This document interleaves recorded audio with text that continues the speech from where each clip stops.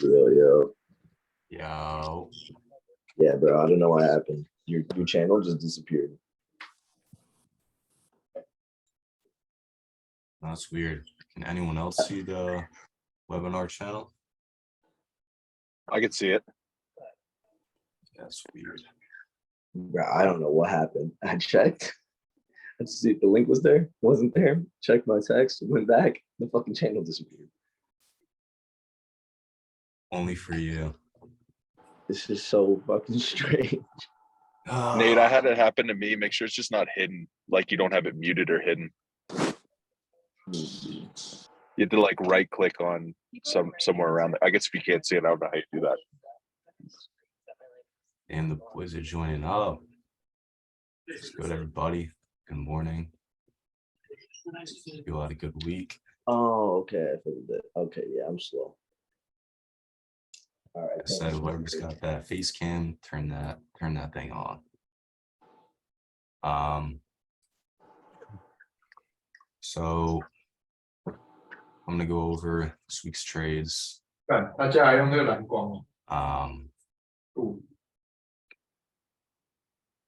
Also gonna go over let me share my screen. The risk again.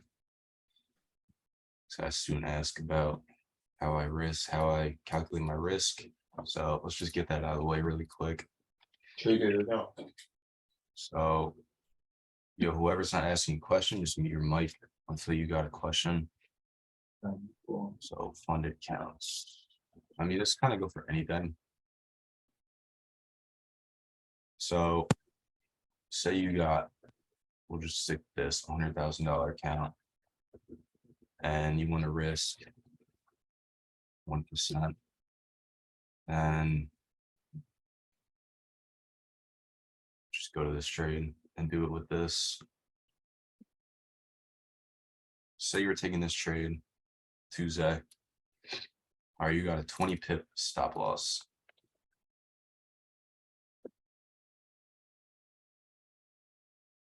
So what you want to do is literally do 1% of 100,000. It's $1,000 and divide it by the amount of pips you're risking. So that leaves you with, I think I'm right. Am I right? Or yeah, I'm right.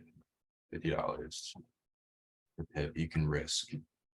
So, you go and draw down 1 point, that's $50. You go and draw down, or you lose the 20 pips, that's $1,000. You just lost 1%. And the gain would obviously be whatever your TP is in points times 50. So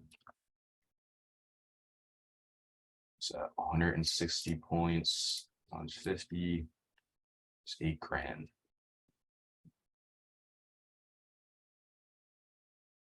So you risk 1,000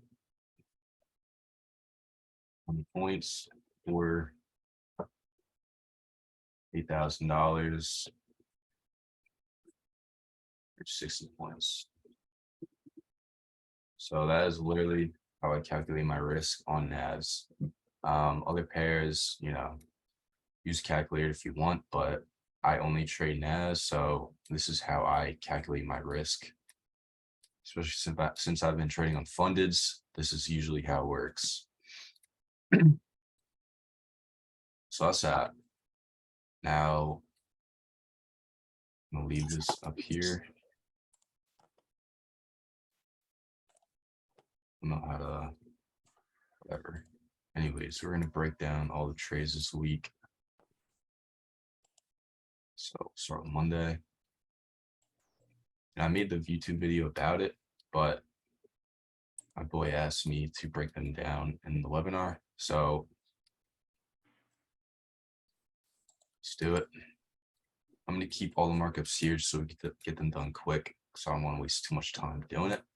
But basically what happened was this was around 12:30. This was after the open. The open was down here at 9:30. Price became bullish and we left this last major low right here, higher low, and then the higher high. And what happened was this higher low right here got broke by this low right here, making a new lower low. Right. So simply all we wanted to do was target this high up here, the supply zone, because this ended up taking out this liquidity right here before dropping. And all of our confluences lined up. You know, we had the fib, we had the imbalance, the sweep, and the break of this low right here.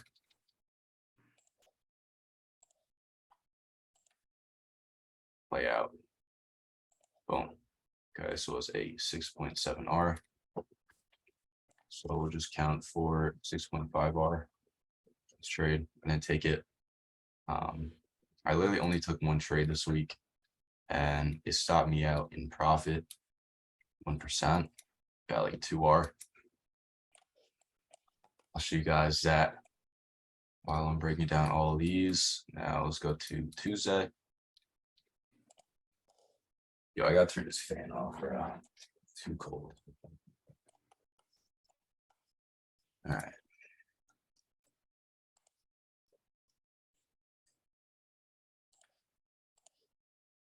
So here we go, Tuesday. Like a lot of people ask me, a couple of you, why I took or wanted to take this buy right here. Nah, I just had the fan on because I thought it made the mic sound a little bit better. But we were on the 5 minute, the 15 lined up as well, but the 15, what we had was the sweep. And a couple of you asked me, you know, why would have you taken this? This guy didn't take because I had taken my dog. Why did you have this marked up, or why would you have taken this if we had this right here, this liquidity? Literally, the liquidity already got swept. Simple. These lows got swept. All these lows got swept right here. Look to the left, Jello. You see that little gap on the base that formed? That's where I targeted. I had my demand down Sell there. down. Oh, Yeah, your demand. Yeah, nah. I got in that same trade.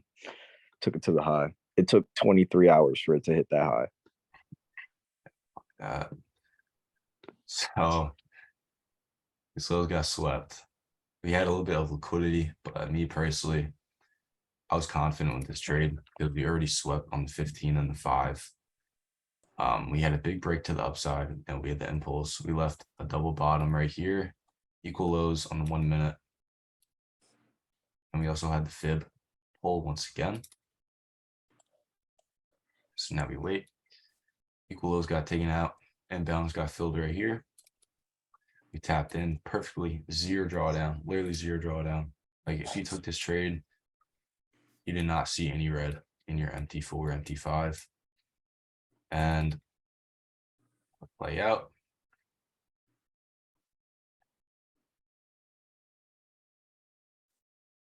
Boom.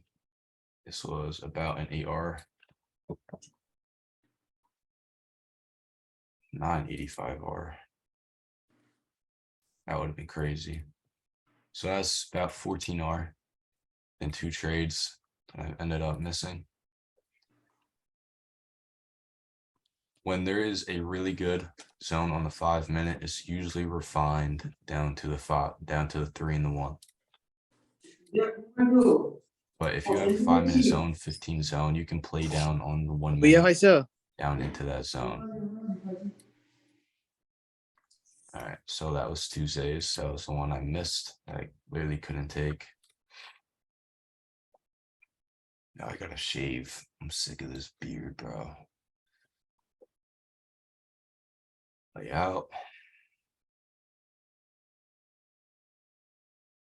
Okay. This was a 1 minute zone.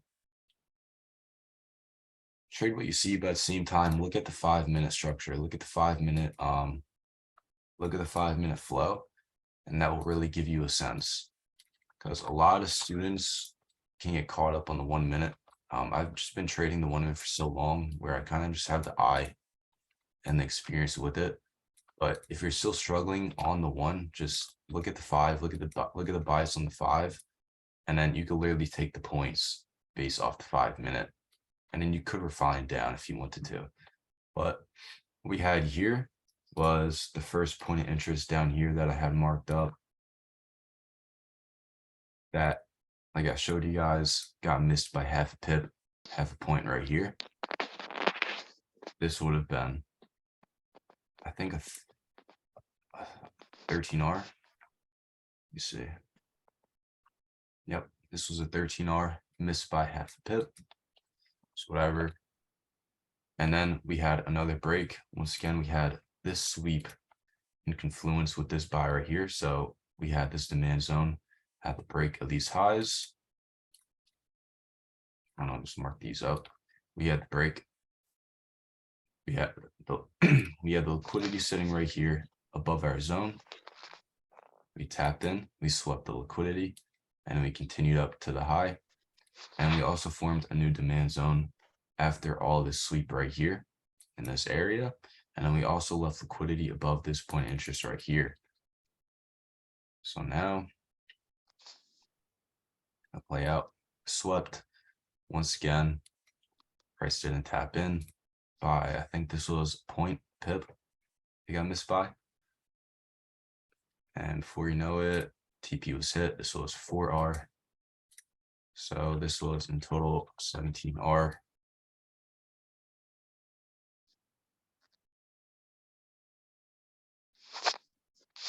On my trades, you can do a small entry at the entry of the point of interest, and then your bigger position at the 50%.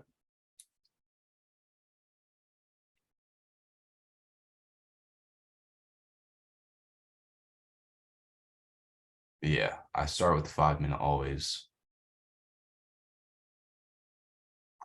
Me personally, Penguin, if it doesn't tap my zone, I wouldn't enter. That's just how my rules are. People's rules are different. You know, whatever fits your rules and your entry criteria, take it. But me personally, if it doesn't tap my zone, I'm not getting in. You know, I could have entered a small position at the entry of this zone, but I wanted to load up only because this demand right here was a full, a full body.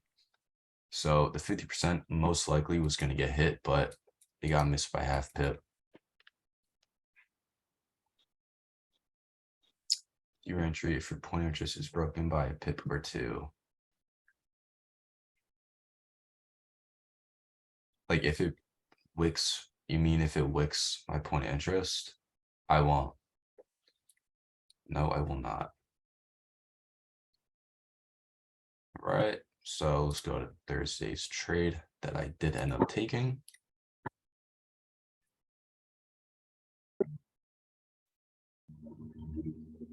Order flow. I'll make another video fully on order flow for you. Just gonna kind of move with the market. So this, I wasn't 100% sure about this trade only because we didn't break past this wick or this low right here. We only did end up breaking this low right here. We left a huge gap, huge imbalance sitting right here, which kind of indicated that we would have some sort of reaction off this. I didn't take this trade immediately. I kind of waited for rejections off the zone. So I entered at 50% right here. I got in a little higher. As you can see, I had 3 positions. So it was at the 50, a little bit higher up here once it did reject, and then kind of at the entry of the point of interest once it fell. Now with this was kind of a flip zone, and I wasn't too sure with this setup, so I ended up taking a little bit of partials at this flip zone. Luckily I did, because I wouldn't have gotten the profit I would have got. I would have pretty much got stop break even. So here we go. This is when I was hit. This is when I set break even at this point in time. Right here. And I was flowing like 3% at this time down here, but obviously I wouldn't take because we didn't ever take profit, and boom, hit break even and profit a little bit. And what we had is this demand sitting right here. Once again, this wasn't too great of a demand only because we didn't break a major point. The 5-minute was just, it wasn't clean at all. Thursday was choppy. So, it's whatever. Ended up bagging a little bit of profit, but this demand ended up getting a reaction off it, and it blew past the supply that I did have marked up. And there you go. So that was basically the recap of this week. I didn't take anything Friday, didn't look at anything. Friday was literally just all minor 1-2R setups on the 1 minute, just continuation setups. I'll show you guys really quick.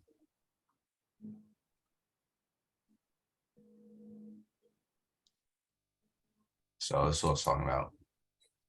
Just minor breaks with a minor retest, minor breaks, minor retest, minor break, minor retest all day. And I was just not messing with it. Even on 5 minute, it just did not look clean at all.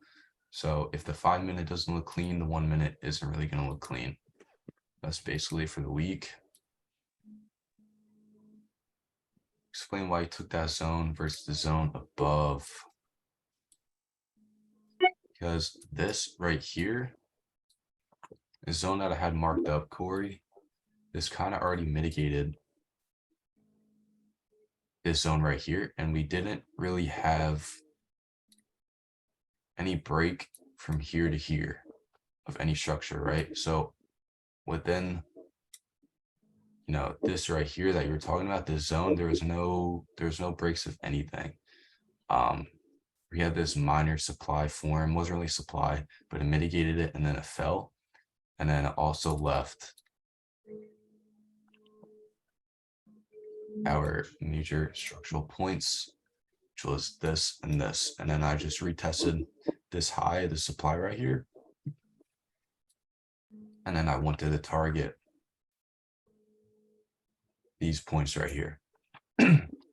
But this freshly formed demand ended up working out. We passed zone. I was already out, so it's whatever. But yeah, flow ended up switching and we went bullish. I got you, Corey. So, ladies and gentlemen, if you have any questions about any of these setups, anyone want to add on to anything? This is the risk right here. When Buddy was asking about determining like the 5 minute and when to go down, essentially like the 3-tip rule that I go by is I talked about last Zoom, but using the path tool, you can determine what your directional analysis is, like your bias off of the 5 minute by just using that path tool and finding out, okay, is this a higher low? Is this a lower low? Is a higher high? Yeah. Yo, Bruno, what up? And if you Gotcha, got 3 consecutive pushes into one direction, whether it's creating higher lows, higher highs, or lower lows and lower highs, that should determine which direction you're in so you don't get confused. So when you break it down to the 1 or 3 minute, you know what you're looking for. Clean. I was really for the subs this week. Nothing else to cover. Yo, Jello. Yo, what up? What up? Yo, what's good, Brody? Yo, could you go back to the Tuesday setup? Mm-hmm. And then I just had a question. Like me looking at it, I seen price made a higher high, higher low, and then make a higher high. But then when it came down and took out that the liquidity that you got right there, and then came off that demand, why wouldn't you mark that as a change of character? Didn't break the low. This, because like I said, on the 15 and the 5, they kind of went together. I see. Just look at the swing points, look at the overall major structural points. And if you look to the left, that low wasn't broken. Like it may look like it took liquidity and made a new low, but it wasn't a new low. That's where my demand was initially. But makes sense. Appreciate you. Like whenever you see like a impulse move like that, where it rallies to the upside, it rallies to the downside, wait for that first base to form and then another impulse move to happen off of that. And then you could just find your demand or supply off of that base. That's a bet. Appreciate you. Facts. Any other questions? Hello, good morning. I have a question about the spread. How would you take into consideration when you're risking, for example, 20 pips, Mhm. and there's in my MT4, MT5 account with E8, there's some kind of a spread, but I actually need a little bit of help reading the spread because it says 219, but I don't know if it's 2 pips or if it's 21 pips. That's 2.1 pips. Mm. Okay, 2.1 pips. Yeah. Got it. So I've used E8 before and I stopped using them because their spread was way worse than what it used to be or what it is now. It used to be like 5-6 points. So when I took E8 and I was trading with them, the biggest thing was the spread. So you got to take that into account with your pips. So if you have a 20 pip stop loss, you got to add in like 3-4 pips to accommodate for spread, or you got to enter in your position a little later instead of like doing a limit entry, because if you try to use a limit, it has to go past price by those 2 points in order to tag you in. Yes, correct. Because it didn't in one of my trades, it didn't tap it because exactly of the spread, but it hit the number, but the spread did hit the Yeah. limit. You have to, when you're looking at it, I believe it's the ask line. So whatever Okay. if you're buying or selling, look at your ask or bid line and then base that off of where your limit is going to be if you want to keep trading with limits. But I recommend you just manually execute, because if not, you're going to be missing so many positions with E8. Yeah. Okay. Or taking into consideration the 2 or 3 pips spread, as you were saying as well, right? Yeah, you could just add that onto what your stop loss is, or you can enter in the position 2 or 3 pips later. Okay, So say if your entry is like 1,000 flat, you can enter in at 997 for the buy instead got it. to cover your spread. Perfect, brother. Appreciate it. Thank you. So if it says 211 on the bottom of the ticker, it means 2 point whatever it's pips. Yeah, it's 2.1. So whatever the 3 digit is it says 119, it's 1.1. If it says 337, it's 3.3. Okay, perfect. Thanks you, bro. Thank you for your help. Appreciate it. No problem. Yeah, we got a ton of news next week, bro.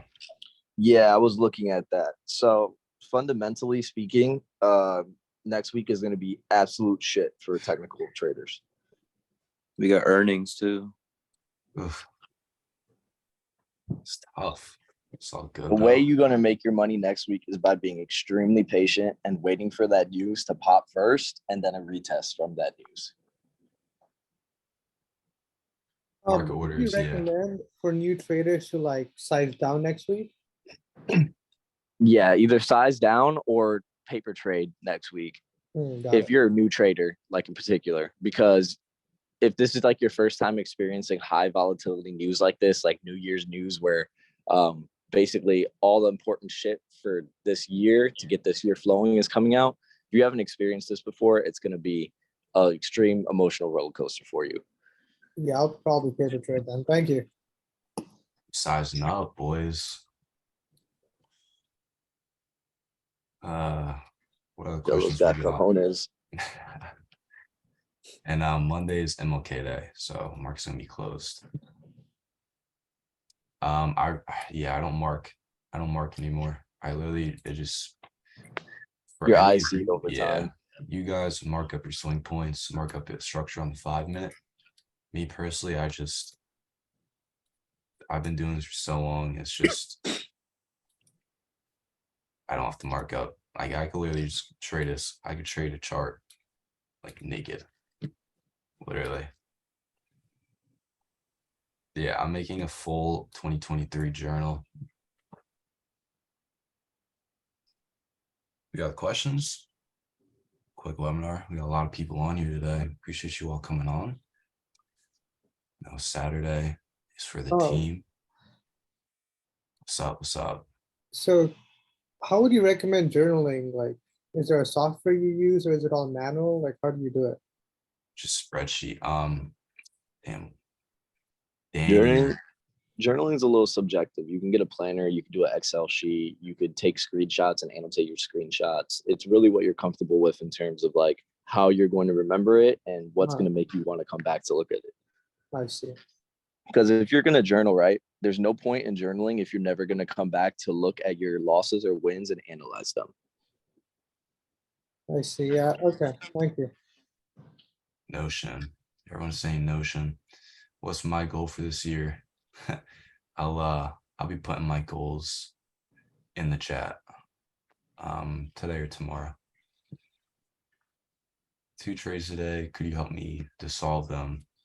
Yeah. Share your screen. Hold up.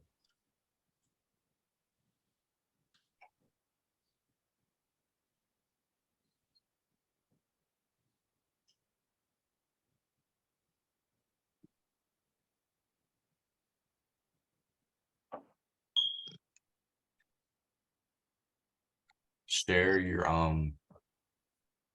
screen and your setups. I think it might be better if you just gave him the trading view link with it, because I think he's in a different country, so it might be super laggy. Okay.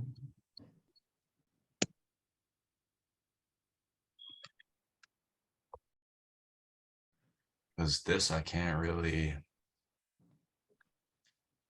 Let me see. I can't tell like what the structure was before this. But I mean, this right here, this zone right here that you had already got tapped. Damn, hold up.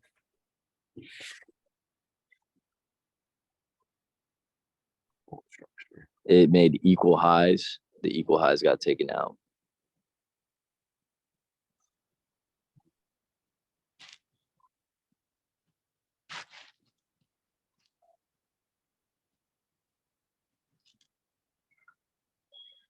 This demand zone was invalid because you already printed bearish order flow starting from this point right here. On the 1 minute was probably clean, which I mean it played out.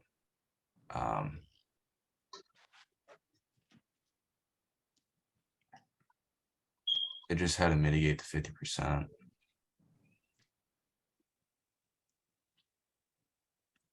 Just made equal highs, and then it took out those highs and tapped into the supply up top. Yeah, TK, if it didn't tap 50, most of the time I would keep it.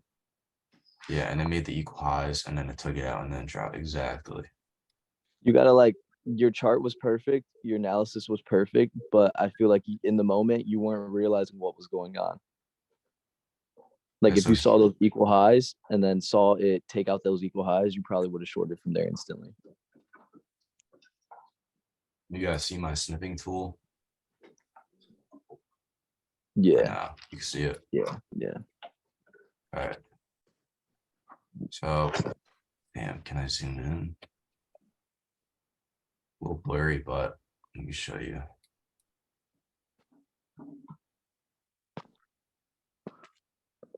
Yeah, because it made equal highs before the 50%, and then it took out the equal highs at your supply zone to tap into the 50, and then it dropped to the TP, which was your demand zone that got blown through. So this right here, this was your point of interest, but what you had was, once again, the overall structure, and it got broke. And what happened?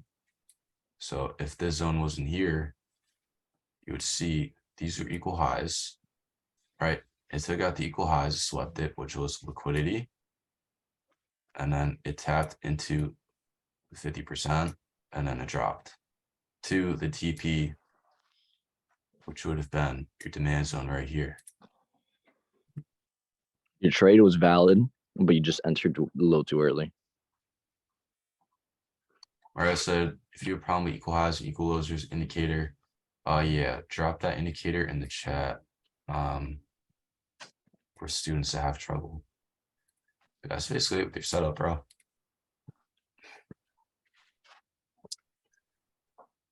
My goals for this year, get my M3, which I'm probably gonna get next month. Miami, obviously. That's really it. Purchase wise, obviously, you know, like health, family, take care of my family, take care of everyone around me, giving back, all that, obviously. I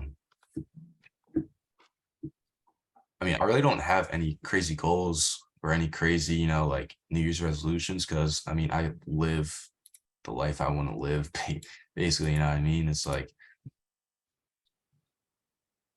if you have a set monthly target for a funded account, I would do anywhere from 5 to 10%. Anything more than 10%, you're going to screw yourself up. If you're risking 0.5% and you take 3-4 wins, you're already up 10% most likely. G-Wagon. Yes, the Miami meetup. Telling you, you all have to come. We'll plan that later on in the year, but a meetup's definitely gonna happen. Sorry for my dryer going off. Versal models, yeah.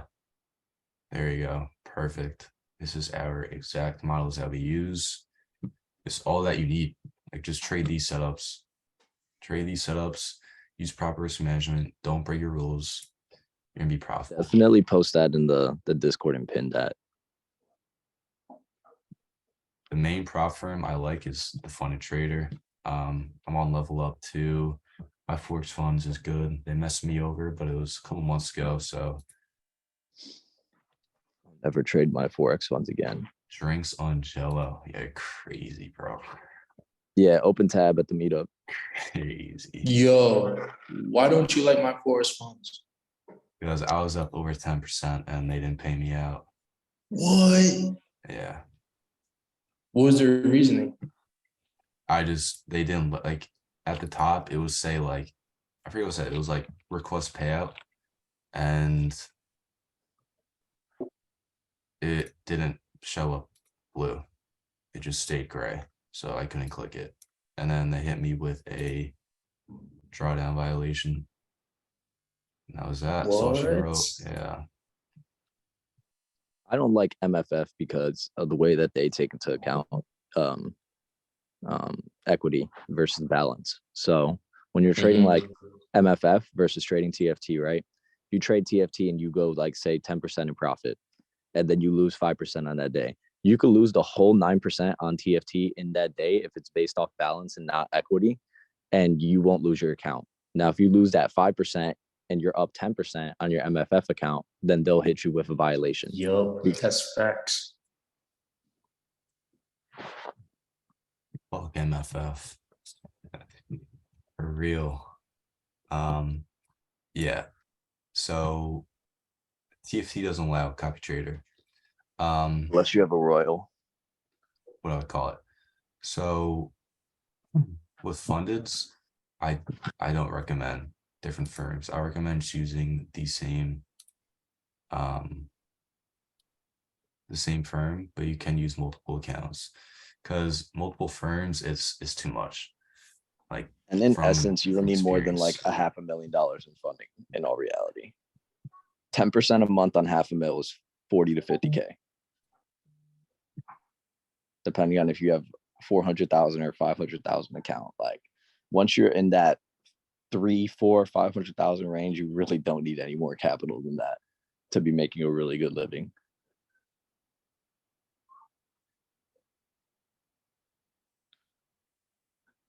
Yeah. Yeah, they pay up pretty quick. MFF, but TFT or MFF? both. TFT they're kind of slow, but everything else about them is They're A1. slow, but only on your first withdrawal because they have to send all the processing information to create your forms. So it takes like 2 days for them to get like your first withdrawal in order. But then after that, once you get like your second, third withdrawal, it's same day. And level up is quick. Like quick as hell. But their dashboard and their website is kind of trash. It reminds me of old MFF. Yeah. Psychologically, smaller account is easier for you. Yeah, but at the same time, not really anymore, because I like more capital and more money. With a smaller account, I feel like you have to make more percent if you want to hit that goal that you want. My goals keep increasing, so I need more capital to trade with at the end of the day. That's basically it. Hey, is there a difference in like execution when you go from like phase 1 to phase 2 to like funded accounts? Like, or is it the same? No, on live, Same. yes. On funded, like on your phases, no. Because most Yeah. phases are based off of demo accounts, and then once you go to your live, then they give you an actual liquidity provider. So then your spread and your slippage and all that is different. I see. Okay, thank you. That's what will fuck a lot of people up is once you get your funded account initially, if you've never had a funded account, you have to initially start off with a smaller lot and Mhm. really look at those trades and analyze what you're taking in, like your commission, your spread, all that stuff, because all those things change. A shit ton. And for TFT, do you think the commissions are really high or is it the industry standard? Like, I high. believe their commissions are high as fuck, but Yeah. compared to other brokers, like, so the thing with this is you'll realize it once you go to a live account. TFT's commissions aren't shit compared to other accounts once they hit live. Most of the accounts on demo and like the demo phases don't have any commission. Or if they do, they'll have like a small charge. But once you go to a live account and you're hitting commissions and charges, that all changes with all the firms. They're pretty much industry like standard, except TFT hits you with charges pre-live account got to it. get you accustomed to it. So, I mean, hopefully I start a funded account soon, but when I do, like, so do you recommend like more like pips in the stop loss or like is that how you deal with the spread starting out, right? The spread shouldn't be an issue, nor should like the commissions. It'll only be an issue for you when you are taking too many trades, because then it'll total up. If you're taking 1-2 trades, commission shouldn't be an issue. And spread, it's so tiny with TFT, it's like 1.5 pips on the live account during actual trading hours that it doesn't really matter. Your line is on top of each other damn near. So even on the 1 minute, you're just adding 1.5 to your stop loss or manually executing it when it's already like 1.5 into that position, like where your entry is. Got it. Thank you, brother. Appreciate that. No problem. On FTMO, you can make 1 withdrawal per month. Never use them. Yeah, neither did I. FTMO has been around forever, but the same thing with FTMO that makes it kind of great also makes it bad. They have very good rules in place. They're not unfair. They're pretty lenient with what you do. You can use EAs and stuff like that. But in terms of like payout percentage, in terms of the frequency that you get paid out, like that's all pretty shit compared to the rest of the industry. But they keep it like that for a reason. So that dude that got paid out 7 figures by him. Someone got paid out 7 figures by FTMO In 1 withdrawal. bro. But they How? copy trade, so I mean they obviously made the money back. But yeah, bro, he was he was working on that for a minute. Last time I saw him, he was flowing like $250,000. What was he on a 400K account? I think he was maxed. What's FTMO's max? It's 2 or 4 mil. 2 or 4 mil? We have like 2 account types, like aggressive and normal risk. The aggressive scales up to 4 mil, the normal up to 2 mil.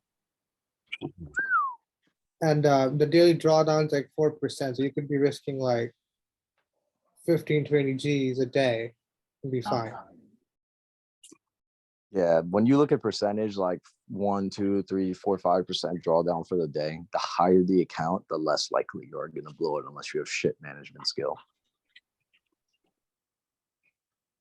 1% on $1 million account, it's 10 racks. Like That's Tello. crazy, bro. Imagine like That's a crazy, 10 on that. dog. Yeah.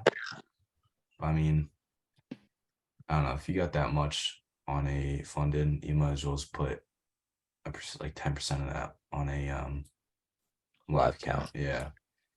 So that's it. I'm gonna wrap this up before we get cut off. Appreciate you all coming on. Happy Saturday. Let's back test, let's study. We all had a good weekend. And that's it. What's up, boys? I'll see you guys this week. Thank you, Take care, brother. boys. Enjoy your See you weekend. soon. Peace out, boys. Peace out, boys. Appreciate it. Peace.